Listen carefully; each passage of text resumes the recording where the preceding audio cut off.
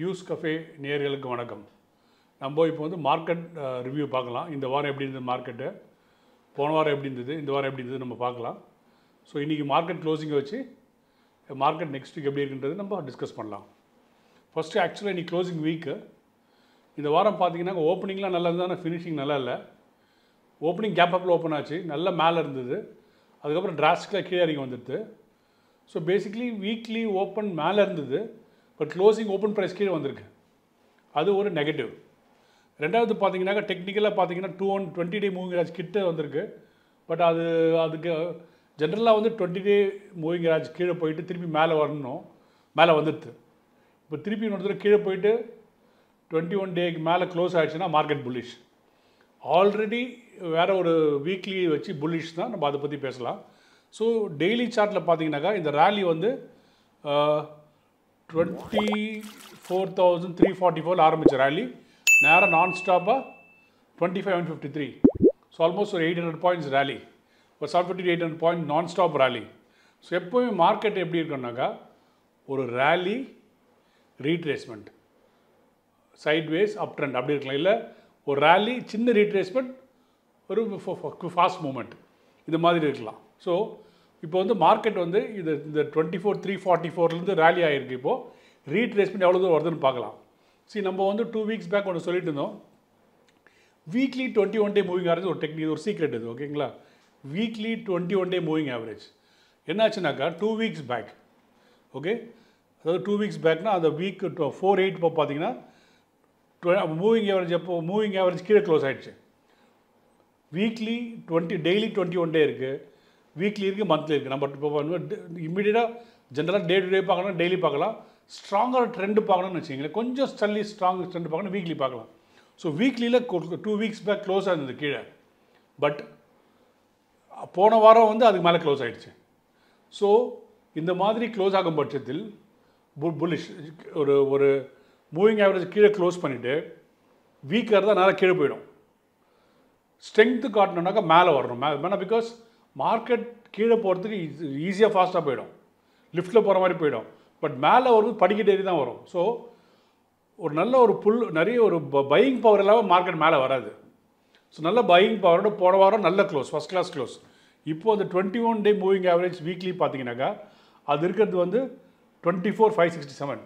அடுத்த வாரம் 24,567 கீழே இந்த நம்பர் மாறும். 24 வீக்லி நான் நம்ம மறுபடியும் பார்ப்போம். அந்த வீக்லி 21 டே மூவிங் ஆவரேஜ் கீழே க்ளோஸ் ஆன வீக்கு, இல்லை ப்ரீவியஸ் ஸ்விங்லோ அந்த 24,334 434 இருந்தது, அது கீழே போகக்கூடாது. ஸோ ஆஸ் ஆஃப் நவ் வீக்லியில் we are still bullish.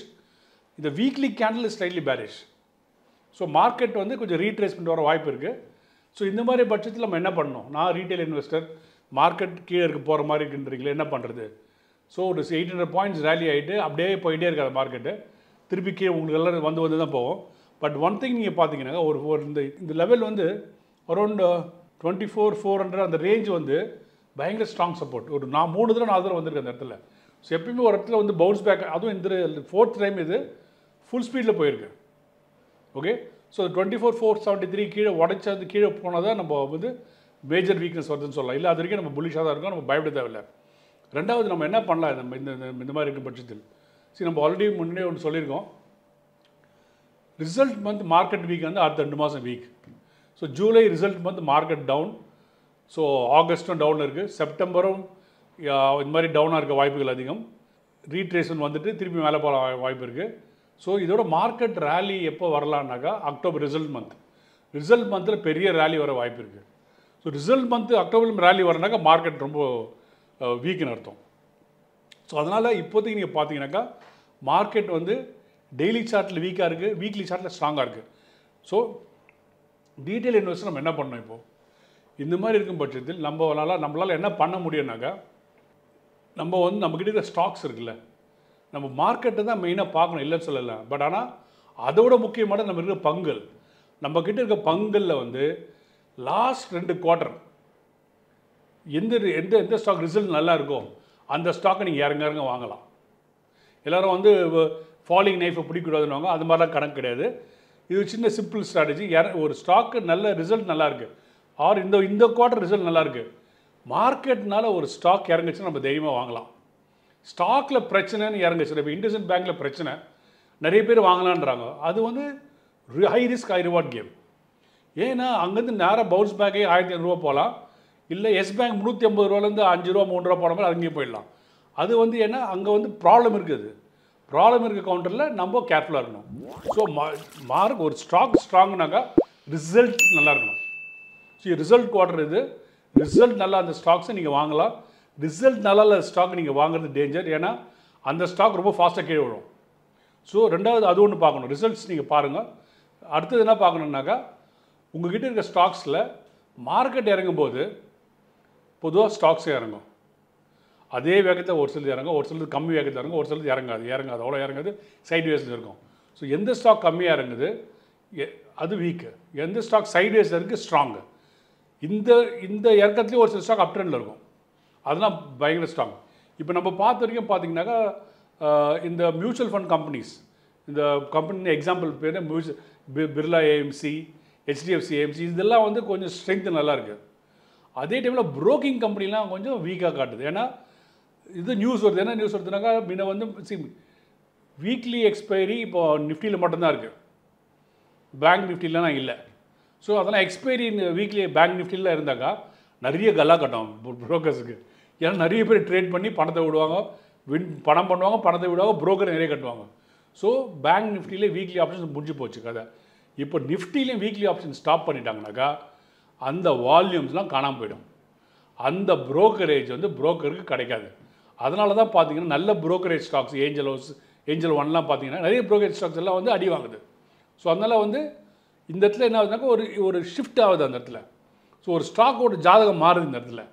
So இப்போ வீக்லி ஆப்ஷன் இருந்தது, பேங்க் நிஃப்டிலேருந்து நிஃப்டிலே இருந்தது, ஒன்று எடுத்துட்டாங்கன்னா ஒரு இன்கம் குறையுது அவங்களுக்கு. இப்போ உங்களுக்கு 4 ஸ்ட்ரீமில் இன்கம் வருது, திடீர்னு 2 ஸ்ட்ரீமில் இன்கம் வரலனாக்கா அவங்க ஓவரால் இன்கம் குறையுது. அதே மாதிரி தான் ப்ரோக்கிங் கம்பெனிஸ்க்கு குறையும். ஸோ அதுக்கு மார்க்கெட் ப்ரைஸ் அட்ஜஸ்ட் ஆகும். அது எவ்வளோ பாதிக்குதுன்றது நம்மளுக்கு ஒரு குவார்ட்டர் ரிசல்ட் அப்படி தான் தெரியும். ஸோ ப்ரோக்கிங் ஸ்டாக்ஸ் கொஞ்சம் டேஞ்சரில் தான் இருக்குது. மியூச்சுவல் ஃபண்ட் கம்பெனிஸ் நல்லா இருக்குது. வெல்த் மேனேஜ்மெண்ட் கம்பெனிஸ் ஸ்ட்ராங்காக இருக்குது. ஆயில் அண்ட் கேஸ் நல்லாயிருக்கு. ஒரு சில செலக்ட் ஐடி நல்லாயிருக்கு, ஸ்மால் கேப் ஐடி நல்லாயிருக்கு, ஹெல்த் கேர் இண்டஸ்ட்ரீஸ் நல்லாயிருக்கு. ஸோ நம்ம இதெல்லாம் பார்த்து நம்ம செலக்ட் பண்ணி சூஸ் பண்ணி இதுலேயும் நம்ம பார்க்கும்போது என்ன பண்ணோம், நீங்கள் ஒரு ஹெல்த் கேர் ஸ்டாக் வாங்குறீங்க, நாராயண வித்யாலயா இல்லை யதார்த் ஹாஸ்பிட்டல் எதுனா வாங்கினீங்கன்னாக்கா போன குவார்ட்டருக்கு இந்த குவார்ட்டர் ரிசல்ட் என்னான்னு பாருங்கள். ரெயின்போ சைல்ட் கேர் ஹாஸ்பிட்டல் ஒன்று இருக்குது, இப்போ போன குவார்ட்டர் இந்த குவார்ட்டர் ரிசல்ட் நல்லா இருக்கான்னு பாருங்கள். அதுமாதிரி ரிசல்ட் நல்லா இருக்கும் பட்சத்தில் இது மாதிரி ஸ்டாக்ஸ் வாங்கலாம். இல்லைன்னா நம்ம கேர்ஃபுல்லாக இருக்கணும். ஸோ பேசிக்லி என்னன்னாக்கா மார்க்கெட்டில் இப்போதைக்கு மார்க்கெட் ட்ரெண்டுனாக்க என்னன்னு கேட்டால் என்ன சொல்லுவாங்க, இமீடியட் டேர்ம் வந்து small town trend, longer term trend அப் ட்ரெண்ட். எப்படின்னாக்கா மார்க்கெட் 20,500லேருந்து 21,400 வரைக்கும் கீழே இறங்கி வந்தது, அப்போ டவுன் ட்ரெண்ட். இப்போ அந்த டவுன் ட்ரெண்டில் திருப்பி 25,000 வரைக்கும் போயிடுச்சு. ஸோ அதனால் இந்த டவுன் ட்ரெண்டில் இப்போ அப் ட்ரெண்டில் இருக்கும். இந்த மீடியம் டேர்ம் அப் ட்ரெண்டில் ஒரு immediate term short term down trend இப்போது. ஸோ இது அட்ஜஸ்ட் ஆகிறதுக்கு 1 or 2 months ஆகும். பட் இதெல்லாம் வந்து ஒரு அக்யூமுலேஷன் ஃபேஸ். நம்மளுக்கு ஒரு ரீட்டைல் இன்வெஸ்டர் இந்த மாதிரி டைமில் குவாலிட்டி ஸ்டாக்ஸை ஆவரேஜ் பண்ணி கொஞ்சம் குவான்டிட்டி வாங்கலாம். 100 ஷேர் வாங்குற இடத்துல அட்லீஸ்ட் 10 ஷேர்லாம் வாங்கணும். அப்போ தான் நம்ம பணம் பண்ண முடியும். So this is how market is working. So இந்த வாரம் வந்து மார்க்கெட் வந்து நெக்ஸ்ட் வீக் வந்து மார்க்கெட் வந்து இப்போதைக்கு பார்த்தா ரீட்ரேஸ்மெண்ட் மோடில் தான் இருக்குது. ஸோ நெக்ஸ்ட் வீக் வந்து இந்த 21 day மூவிங் ஆவரேஜ் நம்ம பார்க்கணும். நிஃப்டியில் 21 day மூவிங் இப்போதைக்கு 24,746 இருக்குது. ஸோ 22,746 வர வாய்ப்பு இருக்குது. சப்போஸ் அது கீழே வந்துட்டு during the week it self அதுக்கு மேலே க்ளோஸ் ஆகிடுச்சுன்னா மார்க்கெட் புல்லிஷ். அது கீழே இருந்தாக்கா நம்ம வந்து அந்த திருப்பி அந்த ரீட்ரேஷன் போயிட்டு இருக்குன்னு அர்த்தம். பட் ப்ரீவியஸ் ஸ்விங்கிலோ 24,344 கீழே க்ளோஸ் ஆனால் தான் பேரிஷ். அது point number 1. Or next Friday again weekly 21 day move அது மாதிரி க்ளோஸ் பண்ணாக்கா ட்ரெண்ட் இன்னும் வீக் ஆகிடும். இதுதான் மார்க்கெட்டோட ஓவரால் ட்ரெண்ட். ஸோ இதை பேஸ் பண்ணி நம்ம ட்ரெண்ட் இஸ் ஃப்ரெண்டுன்னு சொல்லுவாங்க. பட் இந்த ட்ரெண்டு நம்ம ஃப்ரெண்டு மாதிரி இல்லை. ஸோ அதனால் நம்ம பணத்தை பாதுகாக்கணும். Long run is looking good. இது ஒரு டெம்பரரி ஃபினாமினா தான், பயப்பட தேவையில்ல. ஸோ இந்த வீடியோவில் நம்ம லாஸ்ட் 1 week மார்க்கெட்டை பற்றி பேசணும்.